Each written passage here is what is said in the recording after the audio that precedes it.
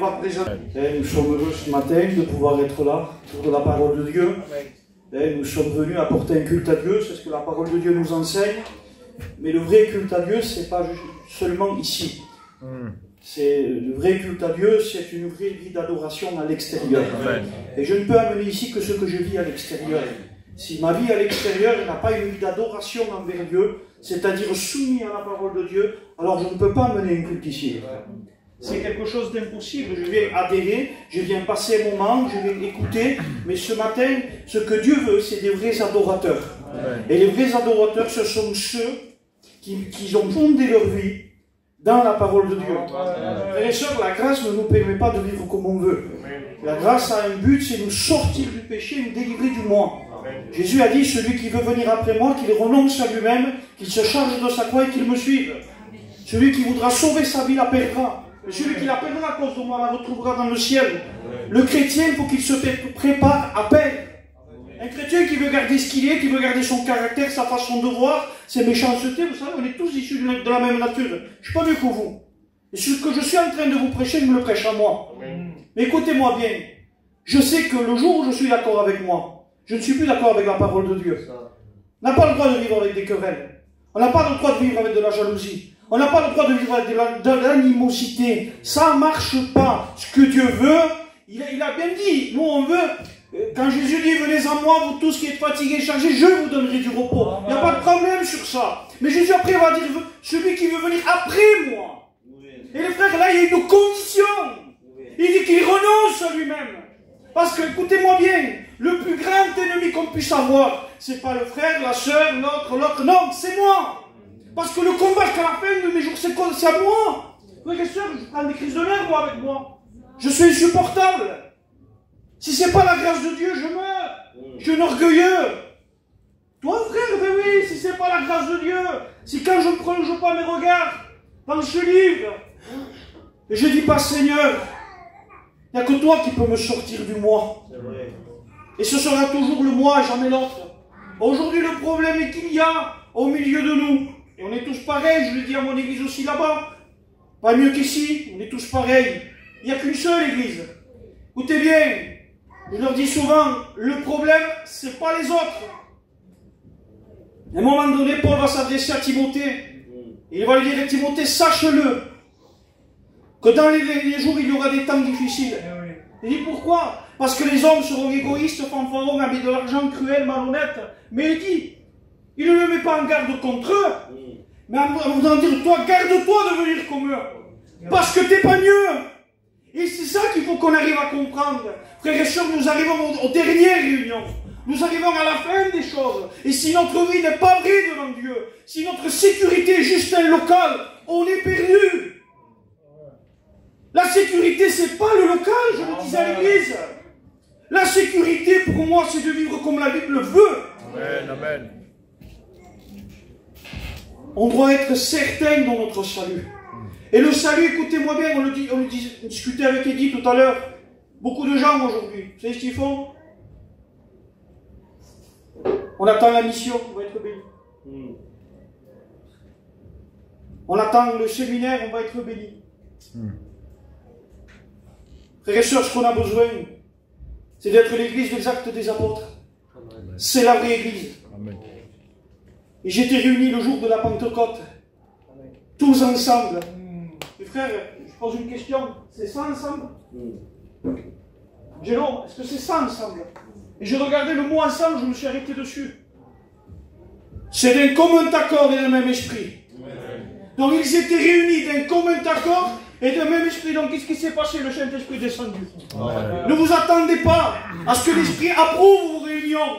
S'il n'y a pas d'union entre vous, s'il n'y a pas un même esprit, écoutez bien, on ne peut pas, ça ne marche pas. Écoutez bien, aujourd'hui, tout repose sur le pasteur. Tout. Il n'a pas fait ça, il n'a pas fait ci, mais si toi tu le vois, fais-le. Jésus, mais c'est quoi cette mentalité qu'on a? Si on est réunis ici et je pense quelque chose contre l'autre, écoutez bien, quand vous pensez quelque chose contre l'autre, allez le voir. Il dit, les frères, j'ai pensé ça sur toi. Comment le faire ça? C'est pas pour le tuer. C'est pour casser les choses et puis pour le perdre, frère. On ne peut pas aujourd'hui. On va voir l'autre. T'as vu? Comme ça, il ne fallait pas le faire comme ça, il fallait le faire comme ça, mais pour voir la personne concernée.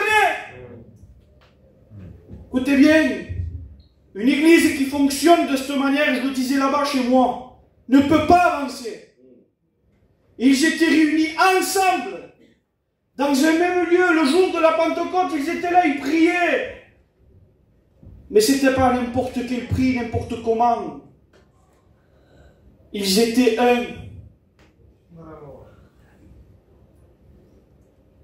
On voit des âmes venir, on dit, je ne comprends pas, ils se convertissent, moi, de quelle manière on se réunit, les frères? Si les gens ne se convertissent plus dans nos réunions, qu'est-ce qui se passe?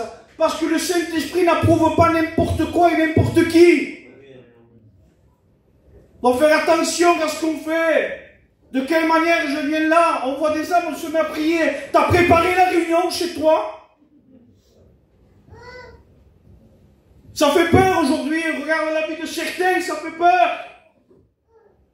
On est capable aujourd'hui de laisser mettre des chansons du monde chez nous, où on va. J'ai ma petite, moi, elle a été opérée il n'y a pas longtemps, elle a 10 ans. Au jour de son anniversaire, elle me dit, papa, je veux mettre la musique du monde. Je lui ai dit, écoute-moi ma fille, le jour où tu mettras de la musique du monde ici, je ne serai plus là. Un chrétien ne doit pas faire n'importe quoi, écouter n'importe quoi. Amen. Les âmes ne se convertissent pas. Vous savez pourquoi aujourd'hui? Ils nous regardent vivre. Mais qu'est-ce qui le distingue de moi, ils disent? Patrick, quelle différence il y a entre nous? On parle comme eux, on se comporte comme eux. Donc je reste comme je suis. Au moins je fais ce que je veux. Parce que, excusez-moi, c'est une perte de temps de se comporter comme un païen, je le disais là-bas. On se comporte comme des païens, mais nous on va à l'église. À quoi ça sert? Écoutez bien, nous devons nous assurer réellement de vivre le vrai évangile, frères et sœurs. Et le vrai évangile, ce n'est pas un évangile qui n'est inaccessible. Non, je dois reconnaître ce que je suis. Jésus avait dit, celui qui veut venir après moi, qu'il renonce à lui-même. Aujourd'hui, on dit, j'arrive pas à grandir avec Dieu. J'arrive pas à m'en sortir, je ne sais pas ce que j'ai, je ne suis pas bien. Mais comment est ta vie? Paul a pu dire à un moment donné à l'église de Corinthe, je ne peux pas vous donner de la nourriture solide, vous savez pourquoi? Parce que vous êtes charnel. Et on dit, je n'arrive pas à grandir, je pense qu'on est obligé de vous donner du lait, vous êtes des bébés encore, excusez-moi l'expression, je disais là-bas. Et on dit, je ne comprends pas, je ne grandis pas, mais de quelle manière tu vis? Ta chair, c'est elle qui te domine, c'est elle qui te conduit. Et je disais là-bas, vous voulez des âmes, voir des âmes, être convaincus de péché. Frères et sœurs, quand Finney partait, un homme de réveil partait faire des réunions dans un lieu, il y avait un homme qui le dévançait. Quelques jours avant, il se mettait dans le jeûne et la prière, Patrick. Mais quand Finney arrivait là-bas, les gens, rien qu'en le voyant, étaient convaincus de péché.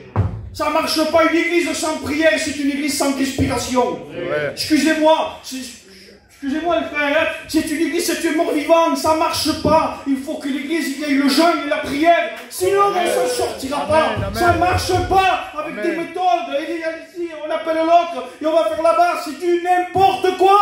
On est en folie aujourd'hui avec les prédicateurs. Si ce n'est pas Donald, Juanito, si vous voulez, on est plus bénis. Mais ça ne va pas ou quoi? Où on va? Je le disais là-bas, mais on se prend pour qui? Dernièrement, tu peux éteindre s'il te plaît? L'église. Ils n'étaient pas réunis n'importe comment. Il dit que pendant que Pierre était en prison, ils étaient réunis et ils ne cessaient de prier. Qu'est-ce qui a fait sortir Pierre de la prison, mes frères? C'est d'appeler Paul ou d'appeler l'autre ou d'appeler... Non. Il dit parce qu'il ne cessait de prier. Il priait. Et l'ange est venu, parce qu'il n'y avait que ça, il fallait un miracle. Il fallait un miracle, hein. C'était pas avec une belle prédication, un beau chant de cantique, une guitare, un piano, tout ce que vous voulez. Non. Il fallait l'église en train de prier. Amen. Pierre a été délié. Les portes de la prison se sont ouvertes et il est sorti. Alléluia. L'église qui prie, écoutez-moi bien, le diable ne fera pas ce qu'il veut. L'église qui jeûne, le diable ne fera pas ce qu'il veut. Frères et sœurs, aujourd'hui, trop de réunions pour passer de prières, ça ne marchera pas. Non, mais frère, moi je ne suis pas un grand prieur. Il ne faut pas se glorifier de ça. Moi j'ai peur. Quelqu'un qui voit sa faiblesse, il prie beaucoup. Quelqu'un qui voit son incapacité, il prie beaucoup. Il se consacre beaucoup. Ce n'est pas de l'orgueil de se consacrer, les frères. Mais non, aujourd'hui on est devenu voir, il raconte ce qu'il prie, mais on n'est pas là pour raconter. Mais je suis là pour dire que je me tiens devant Dieu, je besoin de sa grâce. Les temps deviennent trop difficiles. Et nos réunions, écoutez-moi bien, vont être du divertissement. Quand on commence les réunions, mes frères, je ne le dis pas, Joannette le fait, non, parce que je ne le faisais pas aussi. Écoutez bien, quand on commence les réunions, mais 2 ou 3, on commence la prière. Et il faut que ce soit comme ça. Parce que les gens rentrent aujourd'hui. Et c'est, excusez-moi, c'est la joie. Et après, on commence la réunion. Les âmes qui sont ici, ils ne comprennent rien, ils sont troublés par le bruit, par le trouble. Parce qu'aujourd'hui, on n'arrive plus à arriver dans un endroit, de s'asseoir, de se mettre dans le foulard et de se mettre en prière. Vous lire ta Bible. Aujourd'hui, on voit ça. Moi, je prends des crises de nez quand il y a la prière et j'en vois 2 en train de parler. Je vous promets, je prendrai la Bible, le jour où je jetterai dessus. Mais qu'est-ce que vous faites? Allez dehors, un jour je l'ai dit, allez dehors si vous voulez parler. Mais où on va? Ici, on adore Dieu. Amen. Ici, il y a des âmes qui viennent, qui ont besoin de se sauver. Amen. Et toi, tu as envie de parler. Va dehors. Amen. Je leur ai dit, prenez une boisson, allez dehors, je vous la donne.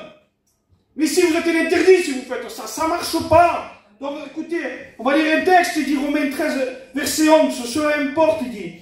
D'autant plus que vous savez en quel temps nous sommes. C'est l'heure, il dit, de vous réveiller enfin du sommeil. Car maintenant le salut est plus près de nous que lorsque nous avons cru. Frères et sœurs, la nuit est avancée, le jour approche. Je ne voudrais pas faire peur à personne. Mais on est vraiment dans la dernière ligne droite. Amen. Et on doit mettre du sérieux dans nos réunions. Amen. Et pour mettre du sérieux dans nos réunions, il faut que je sois sérieux. Amen. Quelqu'un n'est pas sérieux, il ne peut pas y avoir de sérieux là. Le sérieux déjà commence dehors chez moi. Et si je suis sérieux avec les choses de Dieu chez moi, je serai sérieux ici. C'est sérieux une réunion. Aujourd'hui, écoutez, on a perdu la responsabilité de ce qu'est une réunion. C'est grand. Jésus faisait des kilomètres pour une réunion. Une âme. Une âme. Il faisait des kilomètres, Jésus. Et nous, on vient ici et... Non, réunion, c'est sérieux. Des hommes, des femmes qui viennent et qui sont fatigués par le péché. Oh, papa. Et des fois, ils ne retrouvent pas l'église. Ils ne retrouvent pas. Où est Jésus? Ce qu'on a besoin dans nos réunions, c'est de voir Jésus. Amen. Je peux faire ce que je veux. Si ma vie ne montre pas Jésus. Je disais dernièrement chez moi, avant de témoigner à quelqu'un, soyez des témoins. Amen. Avant de parler de Jésus, il faut que les gens voient Jésus en nous. Ça ne sert à rien. Vous savez, des fois, on veut les témoigner. Et souvent, avant d'aller témoigner à quelqu'un, je me dis, Seigneur, est-ce que ma vie cadre pour aller lui témoigner? Ouais. Et Seigneur, est-ce que, parce que je suis le prédicateur Joannette, non, il faut se poser des questions. Comment il me voit vivre? Qu'est-ce qu'il voit de moi? Et quand on est assuré, vous savez, l'endroit où je travaille, je suis quelqu'un qui ne parle pas beaucoup. Et ça m'a, je vous le dis parce que ça a été une leçon pour moi. Et il y a une chrétienne qui travaille là-bas. Et à un moment donné, elle passait, elle faisait mauvaise figure un peu. Moi, tout de suite, mon poldo, il était comme ça, il n'est pas normal. Et je buvais mon café, moi. Et là, il repassait, elle me regardait méchamment, elle me dit, qu'est-ce qu'il a? Et à un moment donné, elle rentre. Elle me prend les mains. Et elle me dit, pasteur, priez pour moi, ça ne va pas. Et elle s'est mise à pleurer. Pasteur, j'ai besoin de Dieu. Instantanément, je l'ai jugé, moi. Je l'ai jugé, moi. Quand j'ai vu qu'elle a passé, qu'elle était un peu, je vais la voir. Ça va, ma soeur? Je l'ai jugé. C'est la première chose qui vient en nous, le jugement.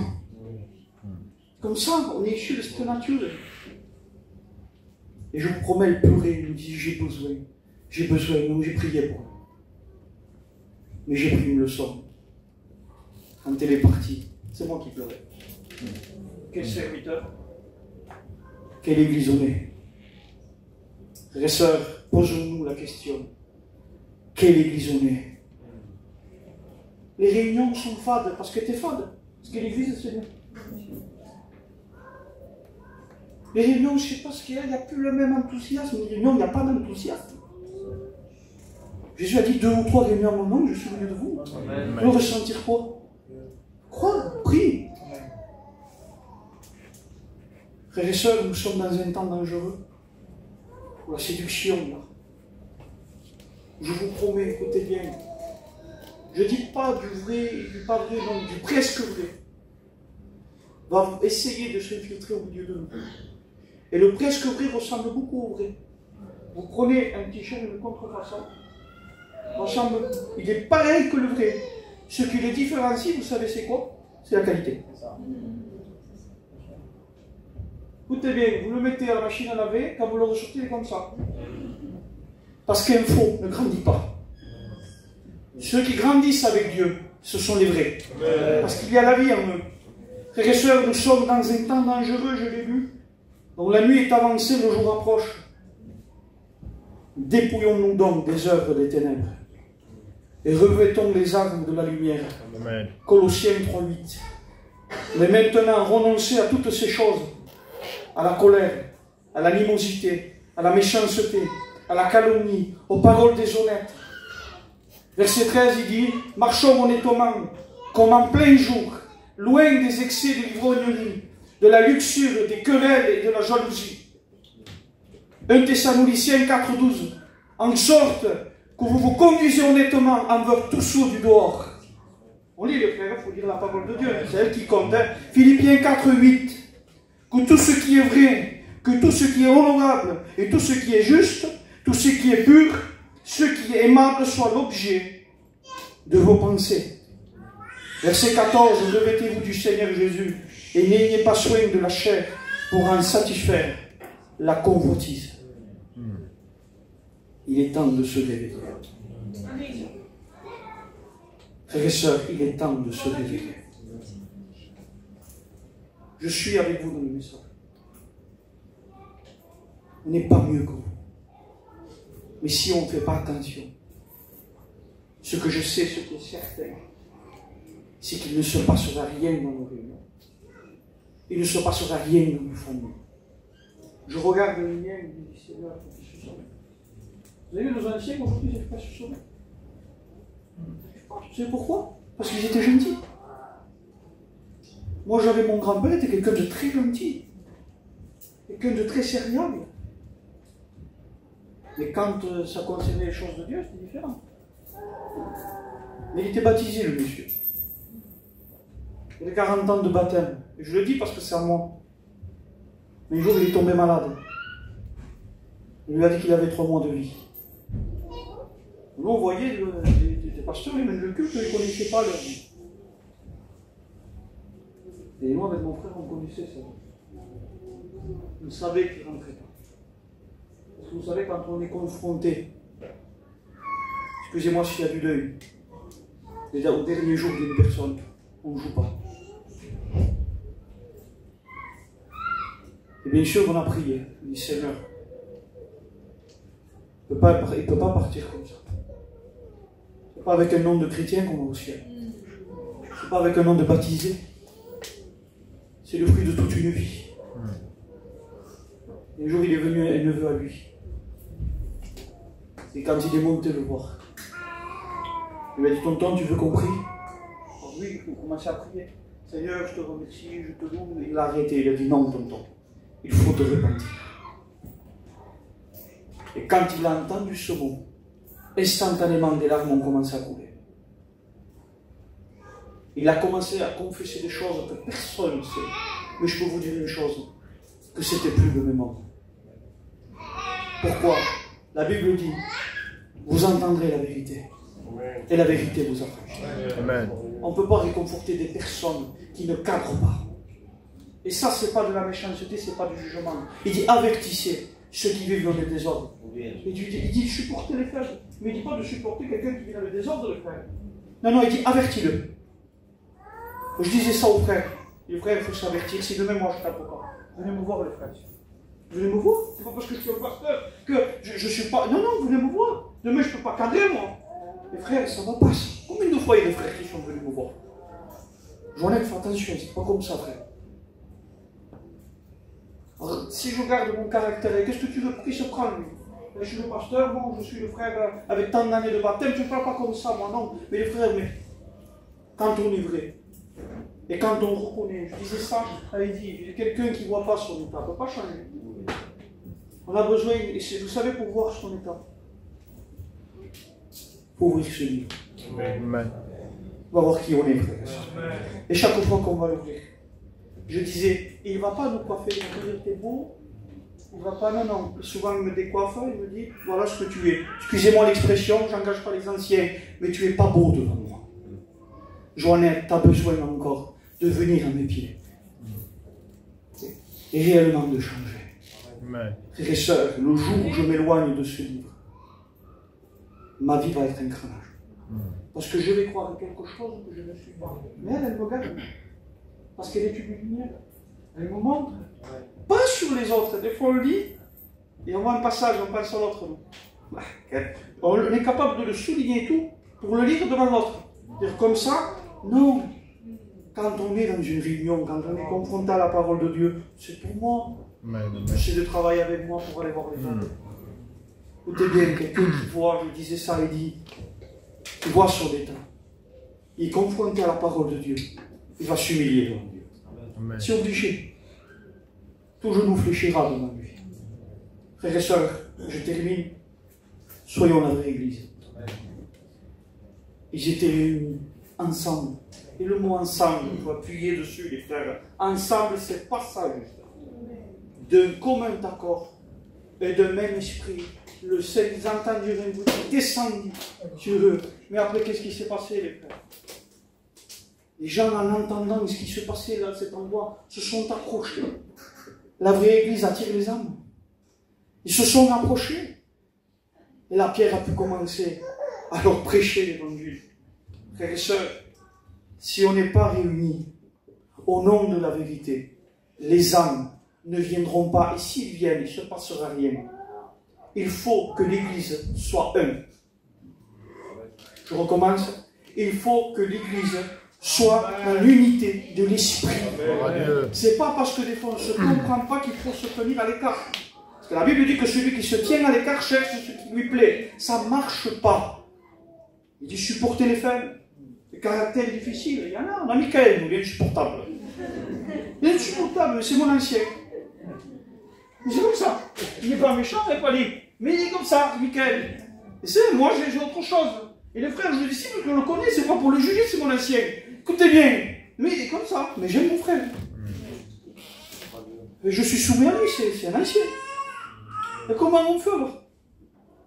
Si parce que le caractère de quelques-uns ne nous convient pas, ça va. Non. Il dit fuyez ceux qui se disaient chrétiens qui vivent comme des païens. Ça oui. Ah, il dit fuyez. Il ne cherche pas à comprendre, et pas vite, à un moment donné, il va te contaminer celui-là. Mais attention, quelqu'un cache son caractère, voilà. Il dit, mais supportons des caractères difficiles. Soyons la vraie Église, frères et sœurs. Il faut que les gens se convertissent. Il faut se sauver aussi. Des fois, on peut aller sauver les autres dehors, et nous, c'est pas... S'il y a des choses à régler, réglons-les. Des milliers de fois, j'aurais pu agir avec toutes mes raisons. Et si j'aurais écouté ma chair, je vous promets qu'il y a des choses que je n'aurais pas laissé passer. Mais parce que j'ai choisi, les frères. Ça a été dur. Ça n'a pas été facile parce que quand la chair est là, et surtout nous quand on a raison, quand la chair est là, et quand on est confronté devant lui, j'ai choisi, par la grâce de Dieu, de dire non au Seigneur. Je veux être un chrétien. Amen. Parce qu'un chrétien ne peut pas réagir comme un païen. Aujourd'hui, on accepte de ne plus se parler avec un tel ou un tel. On voit ça dans la parole de Dieu. Montrez-moi-le. Ou un chrétien peut faire ça. Ou alors, pour ne pas lui parler, on fait semblant de ne pas le voir. Ça aussi, ça existe. Et soyons vrais. Je vous le dis, parce qu'un jour je l'ai fait, je ne suis pas mieux que vous. Je ne donne pas des leçons ce matin. Hein. J'apprends de mes erreurs, les frères. Qui je suis, moi. Dieu n'est pas d'accord avec ça. Et je vous dis ça parce que, frères et sœurs, il est temps de se tenir main dans la main. Et que le peuple de Dieu fasse la guerre au diable et à ses démons. Et pas entre nous.